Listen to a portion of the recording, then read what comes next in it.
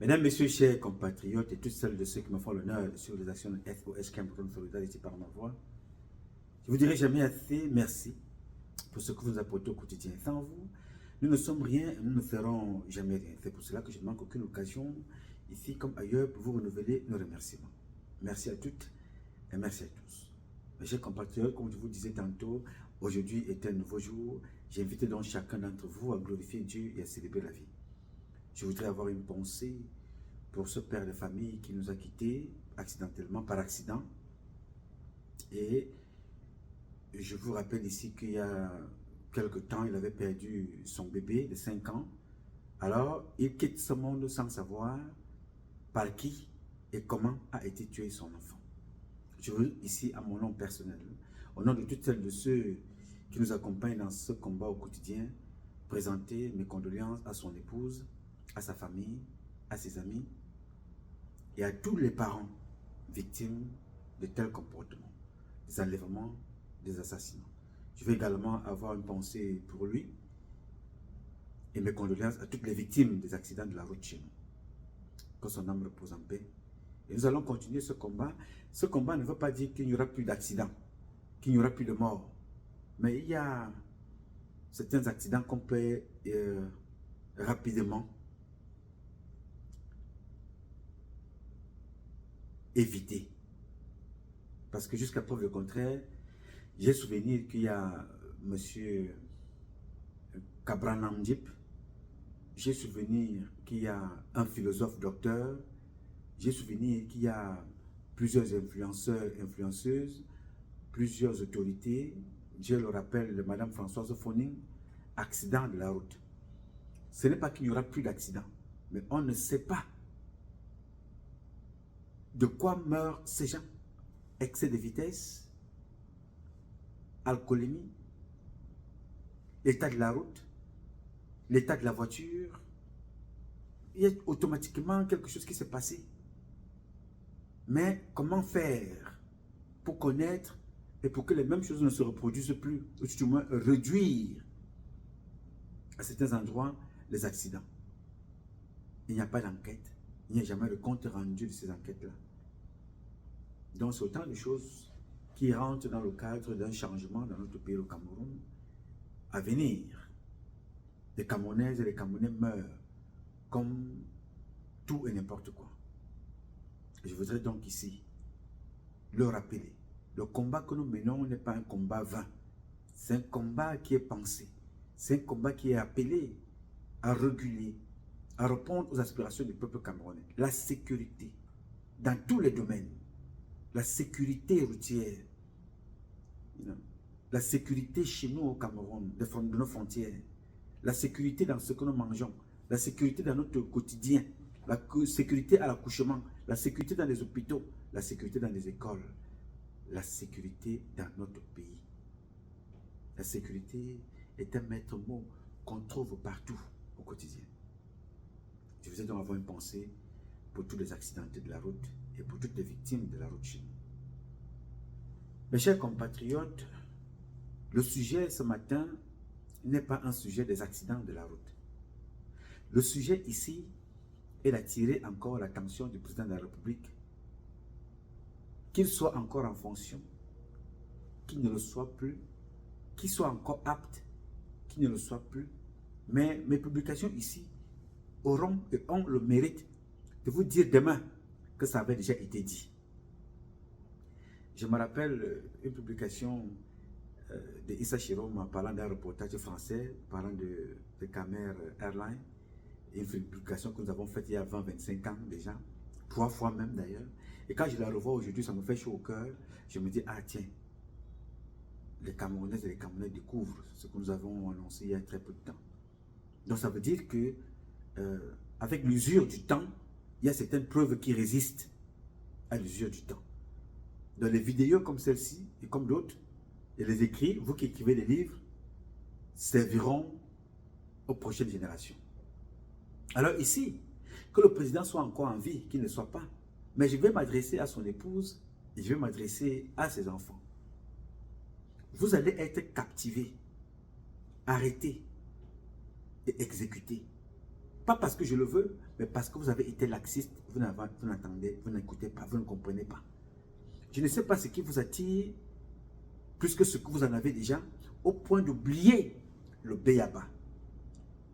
Votre père, je ne sais pas comment, mais certainement, il y a eu un troisième œil qui a bloqué quelque chose. Le président Paul Biya a échappé, il y a quelques jours, à un coup d'État. Je vais vous expliquer pourquoi. Et c'est sérieux ce que je vous dis.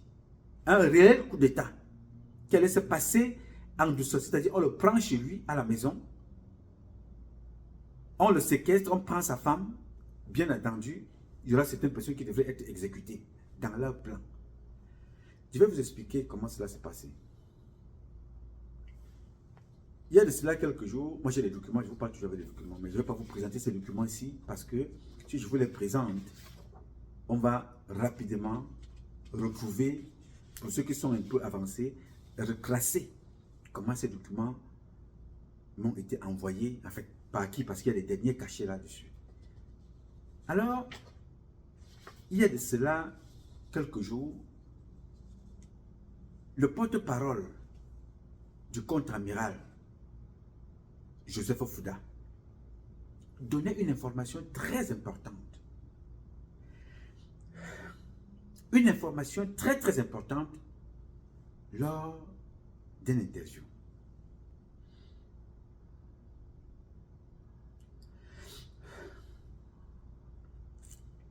Bien. Cette information disait que il y a quelqu'un à Douala, un colonel, qui a remis 350 millions à un faux contre-amiral pour porter général. Est-ce que vous comprenez? Le monsieur que vous avez écouté là explique qu'il y a quelqu'un à Douala, un colonel, qui a remis 350 millions à une personne, un faux contre-amiral, pour le port de la Palme. La Palme, ceux qui la portent, ce sont des généraux. Donc ce colonel-là veut porter général. N'est-ce pas? Il a donc donné 350 millions à remettre au contre-amiral Joseph Fouda. Ou au contre-amiral Joseph Fouda directement, ou il a remis à quelqu'un pour le mettre au contre-amiral. Mais le monsieur dit que le contre-amiral, le faux contre-amiral a reçu 350 millions de francs CFA. Pourquoi ne dit donc pas le nom? Le conseiller du contre-amiral Joseph Fouda connaît donc le colonel qui a donné les 350 millions. Ici, puisque c'est un problème qui me concerne aussi, je demandais d'abord pour la première partie qu'il faut qu'on nous retrouve cette personne-là, le colonel-là, qui nous dise à qui il a donné les 350 millions. Parce que cette affaire de faux contre-amiral, qui va jusqu'au président de la République, on a accusé à l'époque un certain colonel Motogo de jouer le faux contre-amiral. Alors Motogo n'étant plus là, est-ce que Motogo se dédouble? De là où il est, j'entends dire, il est au Canada, d'autres il est aux États-Unis, d'autres il est à Paris. Mais ce qui est sûr à 100%, il n'est pas au Cameroun. Monsieur Motogo, colonel retraité, s'est-il dédoublé pour aller à Douala prendre 350 millions en se passant pour le contre-amiral? C'est une question importante. La personne qui a pris les 350 millions actuellement, n'est-elle pas cette même personne qui depuis des décennies prend les 350 millions, les 500 millions, les milliards au nom du même faux contre-amiral? Là, je ne pose que des questions en venant me reposant sur ce que vient de dire le monsieur en question sur un plateau télé. C'est lui qui dit, ce n'est pas moi. Et là, deuxième point de vue qui n'engage que moi. D'habitude, c'est Parfait Mbapou qui prenait cet argent pour le même faux contre-amiral. Parfait Mbapou est au tribunal pour la même affaire. N'est-ce pas là une occasion pour porter plainte à ce colonel qui n'utilise pas les canaux réguliers d'avancement en grade, mais qui utilise les canaux irréguliers de corruption pour l'avancement en grade. N'est-il pas là le moment de porter plainte à ce monsieur-là pour qu'il nous pointe directement du doigt le faux contre-amiral, cette fois-ci qui n'est pas passé par Parfait Bapou. Aujourd'hui, qui a vu sa famille disloquée. Sa famille est disloquée. Parce qu'on accuse ce monsieur d'être en contact avec un faux contre-amiral.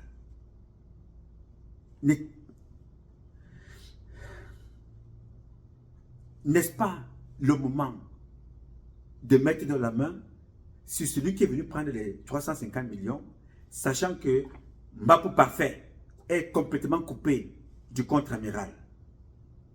Mais entre-temps qu'il est coupé du contre-amiral, le conseiller du président spécial a lui-même son conseiller spécial, qui est son conseiller juridique, au nom de Thierry Atangana, qui vient de démasquer un réseau à Douala.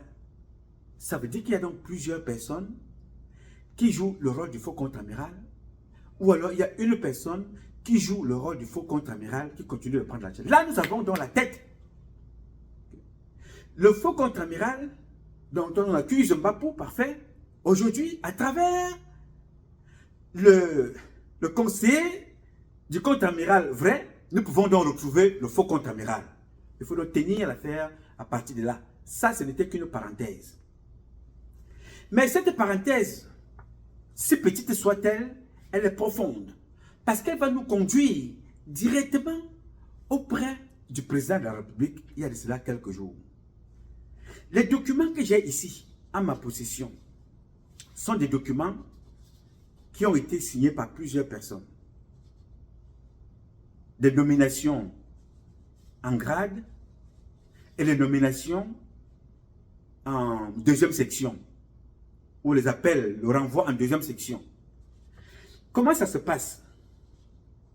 Il se passe que le président de la République a reçu dans son bureau la liste de ceux qui devaient porter le grade des généraux qu'il fallait que le président signe pour que ces gens-là portent les grades de général chacun. Donc c'était des futurs généraux.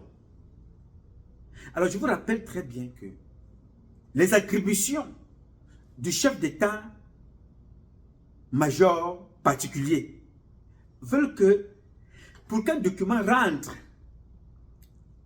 dans le cabinet du président, dans ses bureaux, la dernière personne à aller voir dans cet ordre de proposition, c'est le chef d'état-major particulier.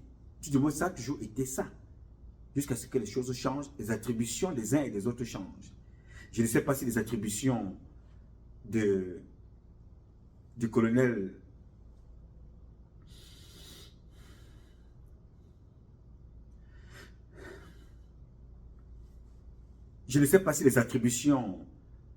du général Mondouga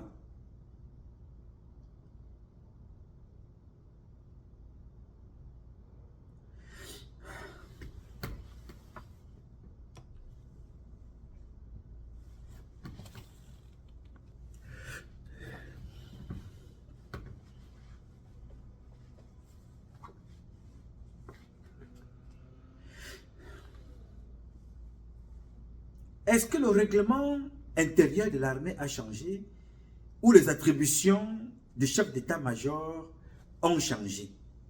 Je vous rappelle que le chef d'état-major particulier du président de la République du Cameroun s'appelle Amougou Bote.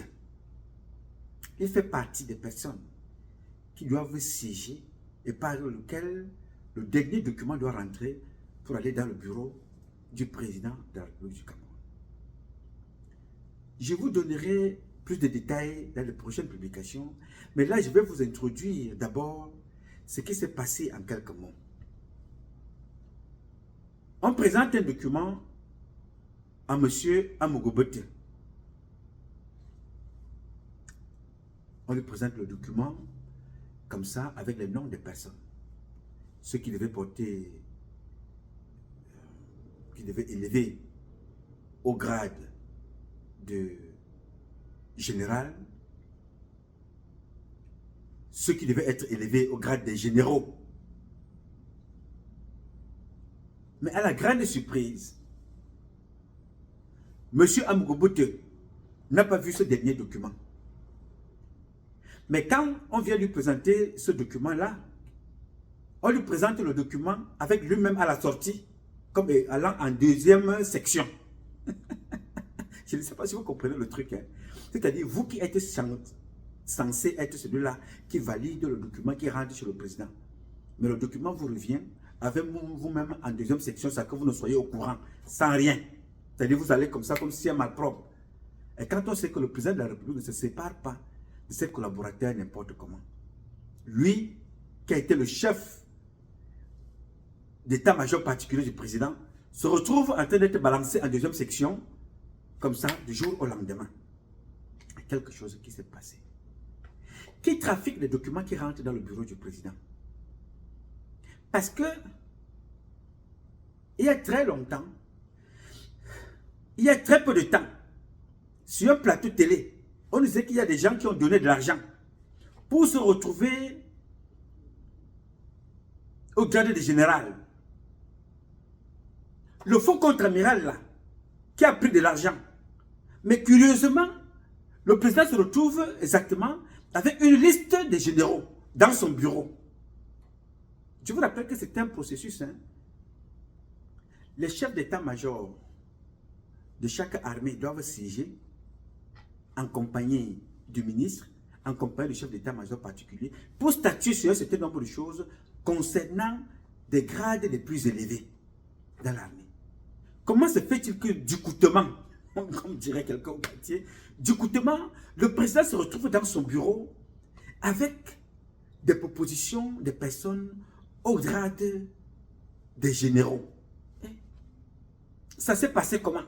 En renvoyant en deuxième section, sans au préalable, un entretien du chef d'état-major particulier, Amougou-Boute, et le président de la République qui dit, voilà, je vais donc devoir me séparer de tes services, de tes bons et loyaux services depuis des temps d'années. Nous avons travaillé ensemble.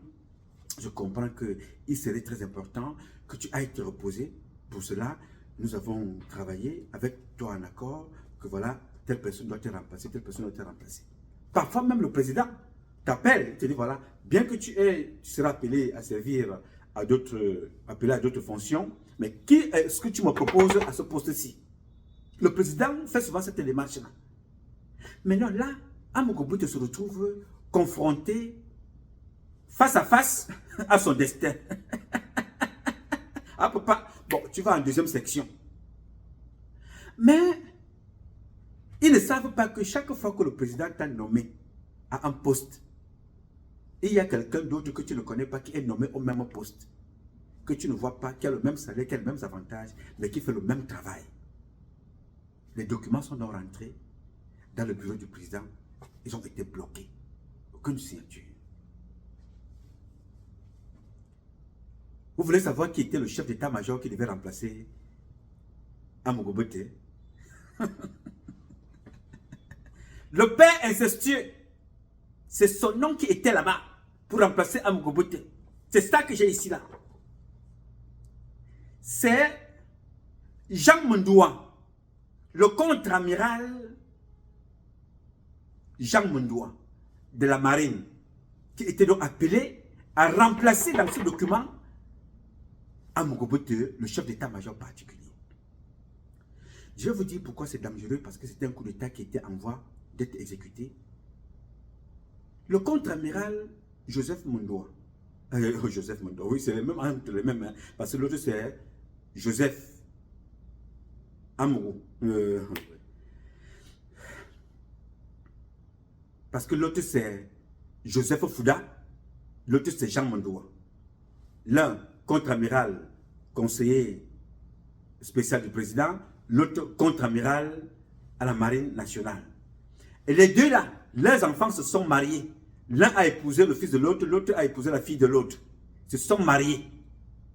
Donc, dans les accords ici, je ne sais pas si c'est le vrai contre-amiral ou c'est le faux contre-amiral qui a fait rentrer ce dossier dans le bureau du président qui devait être signé. Faisant là, tout simplement, du jour au lendemain, Monsieur Mondoua, Jean, le contre-amiral, qui est patron des marins, directement le chef d'état-major particulier du président de la République. Et je vous rappelle que le fils de Jean Mondoua venait d'être sanctionné tout récemment pour tentative également de coup d'état. On l'a d'abord mis un peu de côté. Vous êtes tenté de voir le dessin, n'est-ce pas? Je ne veux pas rentrer dans les détails maintenant. Je voulais seulement vous faire voir quelques petits, le dessin. Il y a un faux contre-amiral qui agit au quartier, qui prend 350 millions. Bien, celui-là c'est un faux contre-amiral. Mais, visiblement, ce que fait le faux contre-amiral au quartier se retrouve toujours dans le bureau du vrai président. Je pose que des questions, je n'accuse personne ici. Attention, ne dites pas que nous m'a encore ramené ce dossier-là, non. Parce que c'est un dossier qui m'engage personnellement, parce que j'avais été accusé dans ce dossier par une télévision d'être celui-là qui relaie les actions du faux contre-amiral, passant par mon jeune frère, Parfait Mbapou. C'est pour ça que je m'intéresse beaucoup. Parfait Mbapou qui est mon jeune frère, et Paul Biya qui est mon père. Je ne veux pas mettre le gaz entre ces enfants-là. Entre le père et le fils, et entre moi aussi, le fils qui est dehors. N'étant pas à l'intérieur, j'essaie d'éclairer le père. Que papa, il y a l'un de tes fils, appelé Thierry Atangana, un enfant que j'aime beaucoup, parce que lui au moins parle. Il nous a dit l'autre jour, papa, qu'il y a quelqu'un qui a donné 350 millions, pourquoi toi tu signes la nomination d'un colonel au grade de général? Quelqu'un a pris 350 millions. Donc, mon jeune frère Thierry Atangana connaît cette personne-là, parce que c'est lui qui nous informe. Mais comme c'est un faux contre-amiral au quartier, on peut mettre ça de côté pour le moment. Mais visiblement, les mêmes nominations du faux contre-amiral au quartier qui a pris 350 millions, ce n'est pas passé par Mbapou Parfait, ce n'est pas passé par Motogo. Mais ça se retrouve quand même dans le bureau du président que j'ai ici. J'ai les documents ici. Dans ces documents-là, les nominations y est. Dans ces documents-là, les nominations y sont. Mais aussi des élévations au grade de général. Mondoua est élevé au grade du chef d'état-major particulier. Alors ce faux contre-amiral est fort. Parce que ce qui se passe au quartier, le faux contre-amiral a réussi à faire que ça se retrouve dans le bureau du président. Mais seulement, le président n'a pas signé. Est-ce que tu comprends ça? Le président a refusé de signer pour le moment. Le président a refusé de signer. C'est revenu donc à mon niveau. Je voulais donc attirer votre attention que le président, la vie du président est en danger.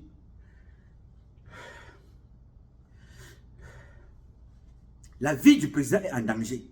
Il y a un faux contre-amiral au quartier qui a un impact pas possible auprès du président.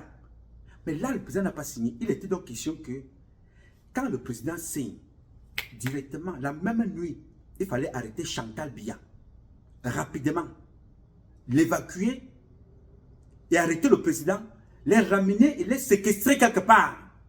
Et le communiqué allait agir. Là, nous étions là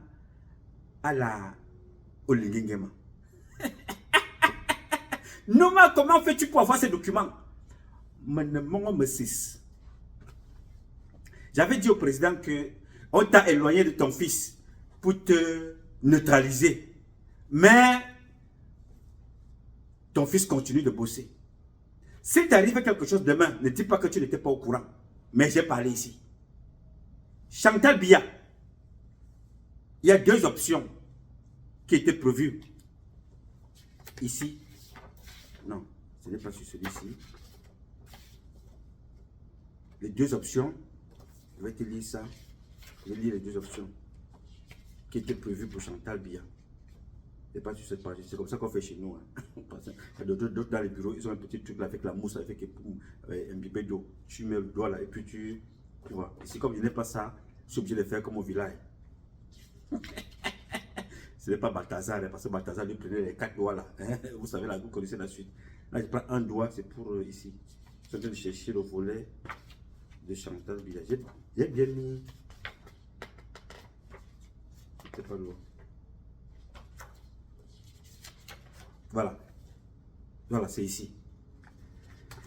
Ici, il était question que, après la signature, donc, je ne vais pas vous lire le texte parce qu'ils vont se reconnaître, après la signature du président, avant même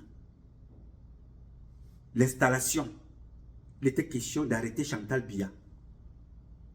Il était question d'arrêter Chantal Biya et de prendre le président de la République, neutraliser Evinando, neutraliser Aïvo, bloquer très loin, faire venir, il était question qu'on fasse venir celui qu'on appelle Raymond Abondo, le faire venir comme s'il devait être en consultation.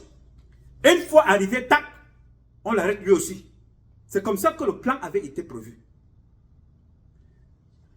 Betty Assomo étant un militaire,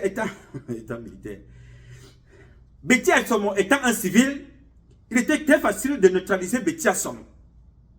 Ministre de la Défense, au programme ici, il était question de le neutraliser lui aussi. Chantal Biya, on devait la prendre et la mettre quelque part. Tout ça devait se faire avant, normalement, de faire officialiser la nomination du contre-amiral Mondoua. L'autre, Amourobote, deuxième section, lui n'avait plus rien à faire. Mais avant que ces gens-là ne soient, ce soit public, tout le reste là devait être neutralisé. D'abord, le président de la République, après la signature, Aïvo, Evinando. Qui est Aïvo? Aïvo, c'est le patron de la DSP, Direction de la Sécurité Présidentielle. Qui est Evinando? Evinando, c'est l'adjoint de Aïvo. Donc, les neutraliser cela, c'est d'abord neutraliser la DSP. Convoquer Raymond Abondo. Qui est Raymond Abondo? C'est le patron de la garde présidentielle. L'appeler comme s'il était consulté, appelé par le président de la République. Une fois qu'il arrive, tac, tout de suite, il est pris, menottes au bras, placé sur place. Les gars maintenant opèrent tranquillement dans leurs actions. C'est ce qui était prévu. Je suis donc en train de dire ici à Chantal Biya, tu écoutes, tu comprends. Je ne peux pas t'en dire plus parce que le document, quand je l'ai reçu, j'ai dit, mais Tama, je vais d'abord finir de lire tous ces documents-là, expliquer aux Camerounais ce qui se prépare et ce qui se passe. Un grand désordre se prépare. Le pays est déjà divisé puisque mes compatriotes, Bello Bouba a déposé sa démission, Issa Chiroma a déposé sa démission, ils sont en train de partir. Donc le Nord a donc décidé de partir officiellement. Le Nord-Ouest et le Sud-Ouest sont divisés. À l'intérieur de la maison maintenant, la bagarre commence. La bagarre que vous avez entendu, Issa Chiroma dit que deux familles gouvernent le Cameroun. À l'intérieur, le Djikpa Djikpa est en train de se mettre sur pied. La mort de Chantal Biya est planifiée. Pendant ce temps, même si elle-même aussi avec Ngongo, ils sont aussi en train de se préparer de l'autre côté. Je ne sais pas ce qui se prépare aussi parce que je ne suis pas dans les secrets de Dieu. Je vous parle de ce que moi j'ai reçu. Je peux parler avec des preuves à l'appui. Les documents sont entrés dans le bureau du président pour nommer des généraux. L'argent a été pris au quartier. Le président a refusé de signer. On a envoyé Amourobote en retraite, deuxième section, sans son aval, sans consultation. Qui est ce faux contre-amiral qui agit? Chantal Biya. La dernière fois, on m'a dit que tu as chassé un contre-amiral. Est-ce que c'était le vrai contre-amiral que tu avais chassé ou c'était le faux? Je n'en sais trop rien. Je pose des questions au vu des éléments qui me parviennent ici. Je pose la question à ma grande soeur. Je parle là pour attirer l'attention du président de la République et dire aux gens là que le président de la République les a vus. On ne sait pas ce qui va se passer dans les prochains jours. C'était tout simplement une information en passant très rapidement. Il y a l'agitation dans l'air. Ce n'est pas moi. C'est Thierry Atangana qui nous a mis la puce à l'oreille. En mettant la puce à l'oreille, le dossier est donc remonté. Le dossier où on a pris 350 millions, c'est remonté jusqu'à chez le président. Avec les propositions et les nominations. Et les renvois en retraite. Deuxième section. l'arrestation de certains. Ça, les arrestations, ça c'est le document, le plan d'action qui devait se mettre sur pied. Celui-là qui n'était pas un plan officiel. La neutralisation à la Olingue Nguema du Gabon. C'est ce que je voulais vous dire pour le moment. Pendant que nous sommes là, la fille qu'on appelle Adja Awa, en train d'attirer notre attention, elle est insultée par certains, elle dit des choses sérieuses, d'autres sont en train de se préparer, d'autres sont en train de démissionner. Ça se passe, mais nous sommes dans les réseaux sociaux en train de l'insulter, alors que les vraies choses sont en train de se passer, et elle dénonce des vraies choses. Faites donc attention. Le pire arrive. J'ai donc voulu attirer votre attention là-dessus. Pour le moment, je ne peux pas vous en dire plus. J'en parlerai dans la prochaine publication. Mesdames, Messieurs, chers compatriotes, ce que vous devez retenir ici, c'est qu'il y a une vraie mafia à la présidence de la République. Le président a refusé de signer, l'argent a circulé, d'autres vont porter peut-être des médailles, vous allez peut-être entendre que d'autres ont porté des médailles. Il y a beaucoup de choses qui s'y passent. Mais la vie du président Paul Biya est en danger. Mais pour le moment, il résiste à toutes les tentations. Le Paul Biya est en train de résister. Parce que j'ai compris que le président résiste quand il n'a pas signé ce document. Il a senti un danger quelque part. Des choses qu'il n'a pas instruites, des choses qu'il n'a pas demandées lui ont été proposées. Il n'a pas signé. Je vais vous revenir avec d'autres informations. Pour le moment, le combat continue. Mes chers compatriotes, une enquête doit être rapidement ouverte pour que les malfaiteurs soient neutralisés, chassés de la présidence, à la limite même être rétrogradés. Il faut rapidement rechercher le faux contre-amiral. Il faut rechercher le faux contre-amiral. Là, ce n'est plus Parfait Mbapou. Là, ce n'est plus Motogo. Paul Biya, je ne sais pas ce qu'il avait fait pour être entouré par des imposteurs pareils, mais la situation est très grave. Je vous reviens prochainement avec plus de détails à la deuxième partie. Mesdames, Messieurs, ce combat est un combat de tous et de chacun pour un intérêt commun. C'est avec la volonté des Camerounaises et des Camerounais que vous êtes et la bénédiction de Dieu que nous vaincrons. En attendant, le combat continue. Ce combat continue parce qu'un Cameroun nouveau est possible. Chacun d'entre vous dans son domaine respectif, nous redonnerons à notre pays ses lettres de noblesse et nous ferons de notre pays la capitale du paradis sur terre. Je sais compter sur vous et je compterai toujours sur vous. Vous qui me donnez cette information. Je ne suis pas au Cameroun. Vous qui me faites confiance. Vous qui m'avez fait confiance comme le président l'avait fait en m'envoyant en Europe. Je vous dirai jamais assez merci. Je compte sur vous et je compterai toujours sur vous. Bien évidemment, vous pouvez compter sur moi aussi longtemps que Dieu me donnera la vie. Bien évidemment, vous pouvez compter sur moi aussi longtemps que Dieu me donnera la vie. Je donnerai le meilleur de moi-même. Je m'appelle Nouma. Nouma Patrice Freeman. Je réponds au 001 551 666 1027. I love you, but God loves you more. Thank you.